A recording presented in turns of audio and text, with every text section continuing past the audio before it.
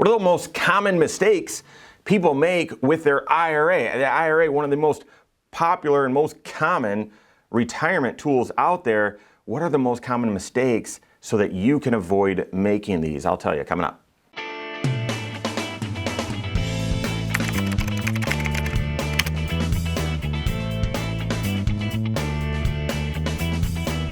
My name is Mike Bernard. I'm the host of the Wise Money Show. I'm also one of the certified financial planners right here at Korhorn Financial Group. Make sure you hit that subscribe button, turn on notifications, and smash that thumbs up button. All right, a kind of bedrock, foundational part of your overall financial plan is which tax shelters are you going to use? Which ones are the best for you to use as you're saving up to go from wherever you are to achieve whatever financial goals you're striving towards, whether that's college funding, whether that's starting your own business, whether that's, typically retiring someday. Which tax shelters are you going to be using?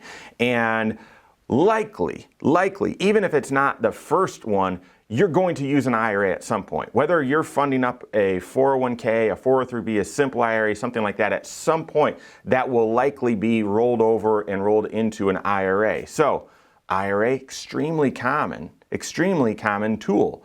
And yet there's some common mistakes that people make with their IRA. I want to help you with those so you can avoid them. What are the top 6 mistakes that we see as certified financial planners that people make with their IRAs? The first is just not understanding the contribution limits and how contributions work. Now, there's a lot of facets to this. So let me break it down. Number 1, your contribution limit to the IRA is up to your earnings. So earned income, okay? It's 100% of your earned income with a cap of $6,000, okay? And that can be shared with a spouse. So if you are married and filing a joint tax return and you're not working, making that much, but your spouse is, they can do what's called a spousal IRA. That's not a different type of IRA. It's just basically an allowance that says, well, you didn't have this much in earnings, but your spouse had enough to cover you, so therefore you can still contribute, okay? So your contributions, it's up to 100% of what you make, of what you earn, not pension income, not capital gain income, not dividend income. It's earnings up to 100% with a cap of $6,000. And if you're age 50 or older, there's an extra $1,000 catch-up, so $7,000 if you're age 50 or older. Now, a couple other things with this mistake people don't often realize is that's your contribution limit. Are you able to deduct that contribution and get a deduction on your tax return for funding that IRA? Well, that depends.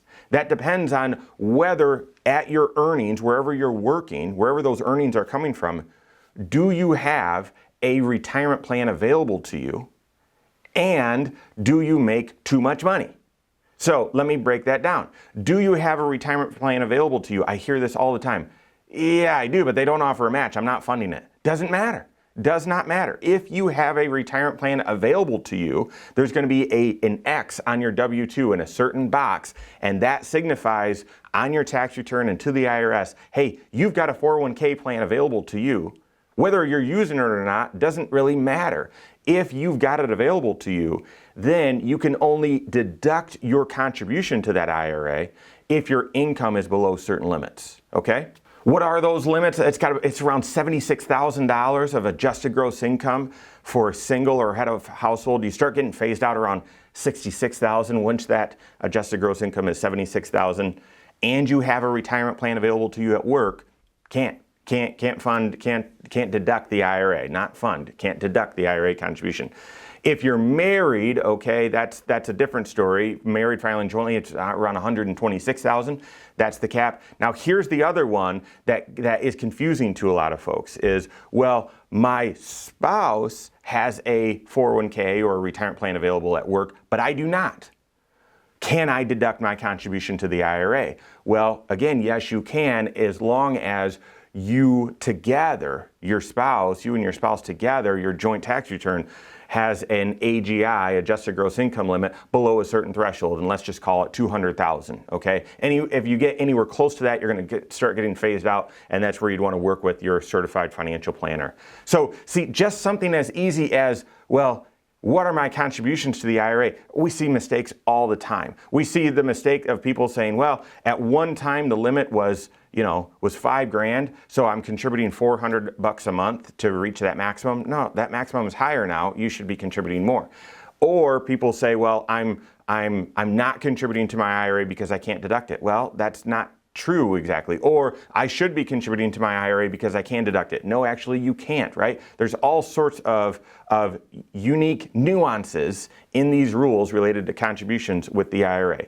The last part of this that I'll explain, big mistake, is, well, if your income's above those limits, but you do not have a 401k, a retirement plan available to you at work, well, then you can contribute to an IRA and deduct it. There's no limit. If you and your spouse, so if you're not married and you make $1 gazillion, but wherever you make that $1 gazillion, you don't have a retirement plan, you can deduct your IRA contribution. There's no limit, okay? If you and your spouse are both working, if you're married and you're both working and neither of you, and you, again, make $1 gazillion, neither of you have a retirement plan available to you at work, you could still deduct your IRA. Now, there's laws being proposed right now that would make that, impossible. They're going to force every business to offer a 401k. So maybe this rule is going to go by the wayside. But that's the other thing that people are confused about, a mistake people make when it comes to the IRA. And then lastly, if you're not eligible based on those numbers that I shared to deduct your contribution, can you still contribute? Yes, you can. You just don't get to deduct it, all right? And that's going to lead to one of the other mistakes I'm going to talk about in just a minute. Second most common mistake or misunderstanding that we see all the time, it's a question I'll probably get a dozen times a year, and I don't even serve that many clients directly anymore, and that is, hey, can I take a loan from my IRA? You can't. And likely most of you watching this video are going to say, hey, okay, no, I thought this was sort of a 401 level IRA course. Of course you can't take loans. Yeah, you can't. I still get the question all the time. There's no loan provisions available with the IRA. It doesn't work that way. 401ks, 403bs, some have loans if the plan allows it, not IRAs. There's no provisions. The best thing that we had was a coronavirus related distribution, which was a sort of an expanded rollover provision. But there's number one, you're not allowed to take loans, and to my knowledge, I've never seen a loan provision eligible within a 401k, just certain types of expanded rollover rules. So no loans with an IRA. So then the third misunderstanding is this 60-day rollover. So this is typically the follow-up question to, hey, I need to, I need a little bit of cash, to buy this house, to put a down payment on a house, and then we're going to sell our house. So can I get a loan from my IRA? No, you can't. You can't.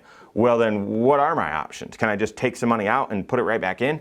Yeah, as long as you put the money back in within 60 days. And that's exactly 60 days. It's not like, well, if it's a lunar, new year, blah, blah, blah. No, it's 60 days, okay? You take money out of your IRA, you've got 60 days to put even part of that or all of that back in, and whatever the net amount that you took out, that's the amount that will show up as taxable and penalized if you're not yet age 59 and a half. So if you take 50 grand out of your IRA and 59 days later you put 50 grand back in, then you're fine. There's no tax consequence to it. But you aren't allowed to do another rollover for another 12 months. Not the next year, not, next calendar year. You've got 12 months before you're able to do another 60-day rollover. And if you think, okay, I'm going to outsmart the system, I'll create a couple different IRAs. Nope, they're all aggregated thanks to some rules a few years ago that all of your IRAs, you're only allowed to do one 60-day rollover every 12 months or 365 days. So they mean it. 60 days is seriously 60 days. And once a year, they mean it. Once every 365 days. And from your IRA, yeah, they mean that too. Meaning all IRAs together, that's the 60-day rollover rule. The fourth most common mistake then kind of feeds off of these others, and that is, well, what if I have some pre-tax money in my IRA and some after-tax money? So what if, going back to those contributions, that common mistake, what if I was contributing to my IRA and I was deducting it, and then I went and met with some smart aleck certified financial planner and they pointed out, you're actually not allowed to deduct these contributions. You make too much and you're going to get in trouble with the IRS. This money you've been contributing, some of it you deducted a couple years ago, but the amount you're contributing right now, you can't deduct that. It's in your account. You can't deduct it. And typically there's strategies where we're going to recommend, your CFP would recommend, yeah, contribute to your IRA even though you can't deduct it. And I've done videos about that in the past. But what happens when you have an IRA that has pre-tax money and after-tax money in it? Are you able to then just say, all right, let me just take the after-tax money out? No, it comes out proportionate. Within your 401k, if you've got pre-tax and after-tax money in there, you can say, you know what? Give me the $5,000 of after-tax money. Just send me a check for that, and I need to spend it or something like that, and I won't pay tax on it. Great, they can parse it out for you. But within an IRA, they can't. It comes out proportionate. So if 2/3 of your IRA is pre-tax and 1/3 is after-tax, and you go to take out, $9,000, then $6,000 is going to come out taxable.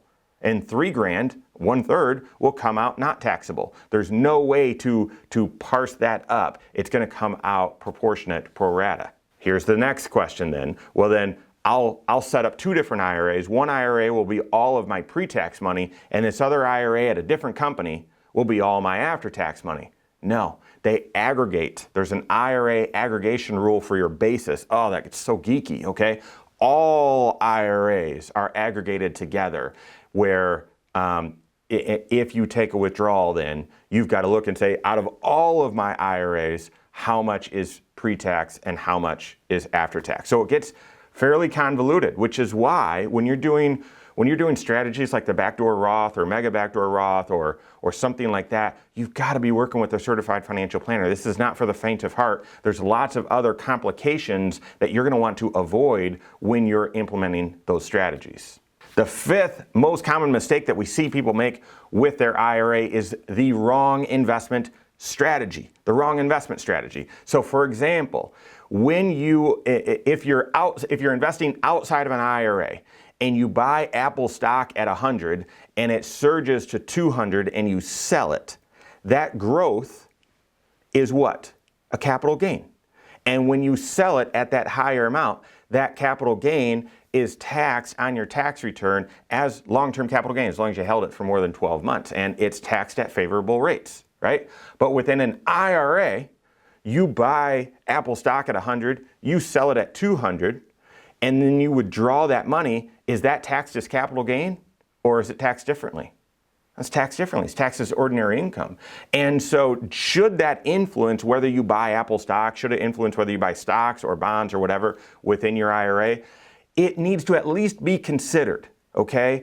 And we do see oftentimes people having the wrong investment strategies in the wrong types of tax shelters because they're just not, they're not thinking that deeply about, hey, how are these tax rules structured? And therefore, these types of investments I should hold within my Roth IRA. These types of investments I should hold within my IRA. These types of investments I should hold in my trust account. There is an intentional way that you're going to want to set that up. What I love about the IRA and Roth, for that example, if you're buying and selling stocks, is it's tax sheltered. So when it's time, if Apple gets up to 200 a share and you say, yeah, I want to sell it and diversify, great, you can do so without creating a capital gain because it's tax sheltered. So that's an advantage for investing in there. But if you have IRA, Roth IRA, and non-IRA dollars, and you've got a very diversified portfolio, likely you're going to want to make sure that you're optimizing which investment strategies you're using in which account. That is a big mistake we see people make a lot. And then the last mistake that I'll mention here, this video's already gone on too long, but the last mistake, the 6th mistake, common mistake we see people make with their IRA is when it comes time to start withdrawing money, how much money should I withhold for taxes? We see that mistake all of the time. Whether you retire and start drawing money out, whether you haven't needed to draw money out and you finally reach age 72 and you're forced to, you've got to take a required minimum distribution, how much should you withhold? Or whether you've hit a speed bump in your financial life and you're not at 59 and a half and you need to draw some money out of an IRA and pay some tax and penalty, how much to withhold? We get this question all of the time. all of the time. Most times people think, well, okay, what tax bracket am I in? I'll just withhold that amount. It's not that simple, okay? You've got to look at, if you're in retirement, drawing this money out, is this going to create more of your Social Security to be taxable? Will it create more capital gains tax? Will you go from 0% capital gains to 15% capital gains? What other adjustments could this impact? If you're not yet in retirement and you've got other deductions or credits that are factored off of your adjusted gross income, if you draw money out of your IRA, again, if you're in the 22% tax bracket, it's not as simple as just withholding 22%. You've got to look and say, well, drawing this money out, will it make me ineligible or less eligible for some of these tax credits or tax deductions? So understanding, again, whether it's in retirement, whether it's your required distribution, or whether it's an early withdrawal, understanding how much to withhold for taxes so you don't get yourself in a bind or have a tax surprise, that's one of the other significant mistakes that we see people make. All right, so those are the top 6 that, I mean, you're going to likely have an IRA at some point in your life, and you'd think, well, geez, these things are so common, it should be plain vanilla, it should be easily understood. No way, no way. These are the top 6 mistakes or misunderstandings that we see people make with and have with IRAs. There's a lot more. So work with your certified financial planner. They're sort of the generalist that understands all 6 areas of your financial life, but then they're expert in how these rules interplay and would interplay with your specific situation and the financial decisions that you're making. Work with your CFP on that, and I would just stress your CFP needs to be doing tax planning. So much of the IRA features and these mistakes deal with IRS laws and tax rules. And if your certified financial planner just does investing or helps you with retirement and investing, they're not a tax planning expert, you're working with the wrong CFP. I can't say it more plainly than that. You've got to understand how the taxes work and how those rules work so that you make great decisions when it comes to how to invest, how to withhold, which types of IRAs to use, how much to fund, all of that. Work with your CFP. If you don't have a CFP on your team, you can contact one on my team. Find us online, Korhorn.com. That's Korhorn with K, Wise Money Show. You can find us there as well, wisemoneyshow.com, or send us an email, info@korhorn.com. All right, there you have it. Go out and take your next wise step in your financial life.